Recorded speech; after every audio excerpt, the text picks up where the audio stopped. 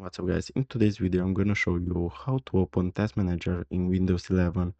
So first method that you have is to go to Taskbar and we're gonna right click on it, and as you can see Task Manager has appeared here. Now what we're going to do is to click on it, and as you can see now Task Manager is opened. We have a second option to open Task Manager. We're going into the search bar. Here we'll write Task Manager. And as you can see, the app is here. We're gonna click on it. Also, it opened. Now here you have a lot of information about your CPU, memory, disk, network, and GPU. Also, performance information, app history, startup apps, user, and so on and so forth.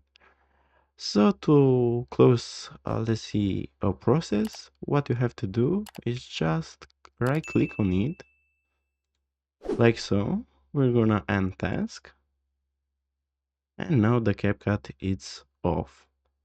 This was the tutorial guys. Thanks for watching, and don't forget to like and subscribe to the channel.